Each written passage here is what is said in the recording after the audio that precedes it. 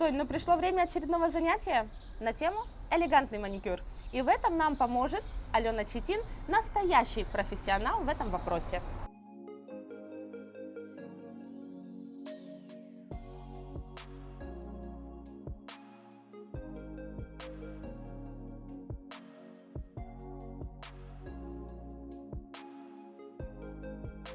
На самом деле, то, что ты, бывает, кутикулу срываешь, да, это частое явление у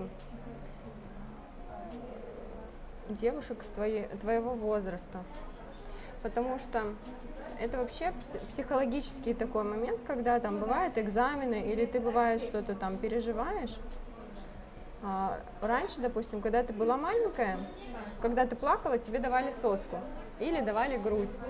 А сейчас ты уже выросла, да, взрослые совсем люди могут, кто-то там покурить, кто-то может покушать. Ну, у тебя, так как нет такой возможности, ты пользуешься тем, что есть, да, и самое ближайшее, что приходит, это руки. Поэтому такие моменты тоже замечаю себя,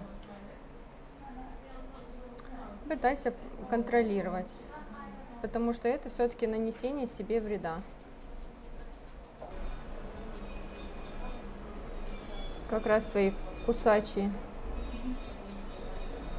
части смягчим. Закончили с кутикулой, теперь переходим к форме ногтей. Обычно ты должна смотреть на все ноготки, да, и если у тебя какой самый короткий палец, по нему мы будем делать форму, чтобы это смотрелось более гармонично. На самом деле длина ногтей всегда подразумевает то, что если мы носим длинные ногти, мы всегда должны вычищать их свободный край, так как под свободным краем очень много собирается всяких инфекций. Берем тут по указательному, так как он у тебя немножко тут расслоенный, мы его сверху забафим. Ты это тоже можешь делать, потому что когда ноготь начинает слоиться, это вызывает дискомфорт. Для того, чтобы тебе подобрать себе для домашнего ухода правильные инструменты, тут нужно понимать, что, конечно, у тебя нет возможности для того, чтобы стерилизовать такие инструменты. Поэтому первоначально, когда ты покупаешь инструменты, ты должна понимать, что они должны быть новые, что они должны быть запакованы так, чтобы мы их не могли открыть. Потому что, возможно, в магазине, да, кто-то уже пробовал эти инструменты, чтобы ты точно понимала, что они новые, никто ими до этого маникюр не делал, не пробовал их на себе. Конечно, важна сталь, чтобы была качественная, чтобы ты как можно больше времени могла ими пользоваться. Чтобы, если это ножницы, чтобы ножницы были острые, чтобы кончики были ровненькие, параллельные друг другу. Если это пилочка для естественных ногтей, мы должны выбрать либо 180, либо 240 грит. Это важно, потому что это пилочки мягкие, они подходят для натуральных ногтей. Ногти у нас восстанавливаются, растут у детей немного быстрее, чем у взрослых. Поэтому если ты можешь ухаживать за длиной, да, то ты можешь постоянно поддерживать длину, но для этого нужно, конечно, под свободным кончиком очищать. Если ты, у тебя нет времени очищать под свободным кончиком, и ты хочешь, чтобы ногти были максимально короткими, то тогда нужно их подпиливать каждую неделю. А сам маникюр мы должны делать в промежутке 21-28 дней, так как эпидермис обновляется как раз-таки в этом промежутке. Раньше лучше не делать, так как мы таким образом ломаем наш эпидермальный барьер, то есть кожа начинает восстанавливаться быстрее. Любишь длинные ногти? Да. Угу. Сколько бы ты времени могла посвятить себе, чтобы носить длинные ногти? Не знаю. Ну, достаточно времени. Ну, я думаю, у тебя это получится, потому что если ты будешь сама ухаживать, то, в принципе, длину можешь сохранять. Доделай маникюр, Как бы маникюр это одно, но все-таки нужно за нашей кожей тоже следить. После того, как ты сделаешь маникюр, конечно же, нужно сначала промыть хорошенечко руки, а потом увлажнить кожу. Но тут средства должны именно подбираться по типу кожи. Я просто, насколько вот сейчас я делаю тебе маникюр, я чувствую, что ручки немножко влажные. То есть тебе нужно увлажнение, но чтобы именно это увлажнение было без парафинов, без глицина, чтобы это было более такое естественное увлажнение, легкое. Какие-то такие закупоривающие крема тебе не подойдут, так как кожа и так достаточно влажная. В данном случае увлажняющее масло я бы порекомендовала миндальное, потому что тут у нас нет никаких грибков, антисептиком нам не надо, поэтому масло чайного дерева тут не нужно. Тут масло миндаля вполне себе будет хорошо, тем более если ты хочешь длину, оно еще и поможет тебе отрастить длинные ногти. Когда ты будешь себе выбирать мастера, после того, как уже ты не сама будешь делать, а выбирать какой-то салон, ты должна, конечно же, обратить внимание на стерилизацию. Как бы если ты видишь пакет, да, и здесь вот этот тестер поменялся, это еще ни о чем не говорит.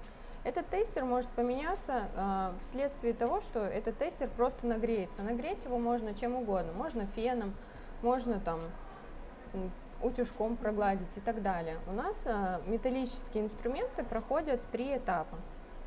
Дезинфекция. Сначала мы замачиваем в специальной жидкости, потом это все стерилизуется, потом это все вымывается, высушивается. Затем у нас есть такой специальный сухожар, который подтвержден Минздравом той страны, в которой ты находишься. Да? Если ты, допустим, на Украине, там одно. Если ты в России, там другое. Если ты в Турции, тут третье. Допустим, здесь, в Турции, у нас наш сухожар – это фирмы Нуве, который очень часто за границу также отправляется, и он подтвержден Минздравом Турции.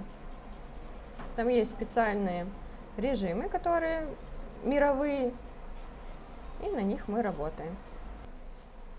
Еще я хотела бы обратить внимание на такой момент, что когда ты приобретешь себе ножницы и пилочку, чтобы это все было только твое, как твоя личная зубная паста, да, зубная щетка, также твои личные ножнички, что это ни брат, ни сестра, ни мама, ни папа ими больше не пользуются. Это твои личные, ими пользуешься только ты. Сейчас мы сделаем с тобой небольшой пилинг. Раньше делала пилинги для рук? Нет. Он очень мягкий.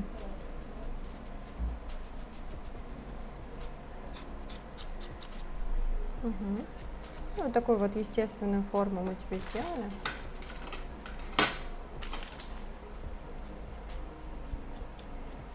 Сильно ничего не резали, только придали форму кутикуле. Угу.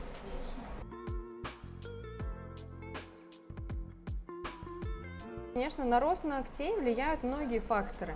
Это питание, возраст, вес, гормональный фон, допустим, да, у кого-то там меняется гормональный фон в зависимости от того, там, какой период у тебя сейчас проходит, да, гормональное именно созревание. Затем, если ты, допустим, подвижный человек или неподвижный, да, если в школе ты там, допустим, бегаешь, что-то постоянно руками делаешь, у тебя быстрее ногти будут расти, но они не будут успевать уплотняться, и они будут быстрее ломаться. Если ты, допустим, руками моторику не очень сильно, да, пользуешься в течение дня, ногти будут расти медленнее, но они будут уплотняться больше. То есть это тоже зависит. Я тебе уже крем буду наносить без перчаток, для того, чтобы тебе уже было поприятнее.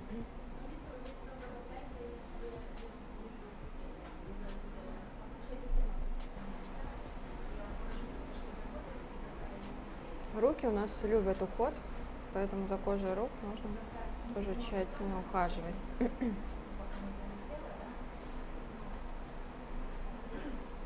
Такими как бы втирающими движениями можешь одной ручкой себе поделать.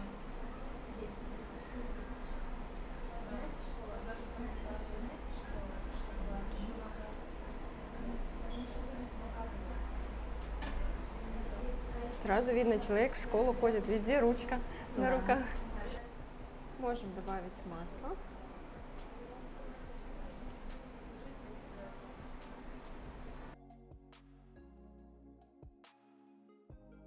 Ноготками нужно заниматься не только тогда, когда уже исполнится 16 лет.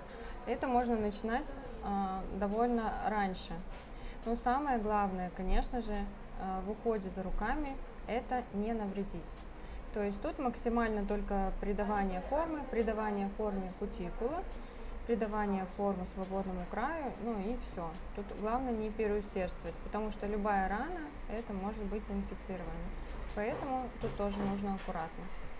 И такое, ну, как бы самый большой, что может случиться, да, ну, вот с твоими сейчас вот открытыми ранами, это может бородавочка залететь, может, например, грибок кожи тоже может получиться, да. Конечно, ты такого не хочешь, поэтому нужно делать как можно безопаснее маникюр. Ну и, конечно, ты должна уже сама следить за тем, чтобы таких ран у тебя не было.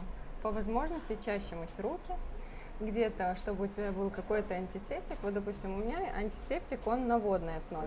Он эпидермальный барьер внешний никак не сушит. Когда ты пользуешься антисептиками на спиртовой основе, то тогда он немножко верхний слой подсушивает. Вот когда была пандемия, все бесконечно антисептиками, которые на спиртовой основе, пшикались, и у всех потом трескались руки. Поэтому лучше обезопасить себя, если у тебя есть какая-то рана, ее часто нужно хорошенько продезинфицировать, лучше пользоваться на водной основе средства. Есть такое выражение «все в наших руках». И когда наши руки ухожены, соответственно, у нас больше возможностей для того, чтобы покорять этот мир. Так как мы девушки, для нас это очень важно. Поэтому я думаю, что тебе это точно пригодится.